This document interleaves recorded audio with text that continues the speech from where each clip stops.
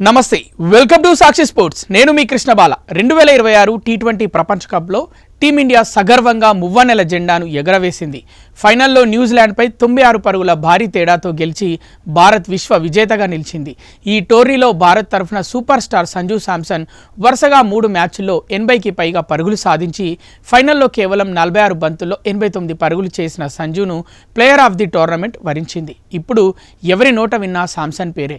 Tourney ఆరంభంలో 11లో ఉంటాడో ఉండడో అనే అనుమానం నుంచి తను లేకపోయి ఉంటే పరిస్థితి ఏంటి అనే స్థాయికి వచ్చాడు. మ్యాచ్ అనంతరం తన అద్భుత ఫామ్ గురించి సంజు శాంసన్ ఆసక్తికర విషయాలను పంచుకున్నాడు. తన బ్యాటింగ్లో నిలకడ లేదనే విమర్శలకు చెక్ పెట్టడానికి క్రికెట్ గాడ్ సచిన్ టెండూల్కర్ సలహాలే కారణమని వెల్లడించాడు.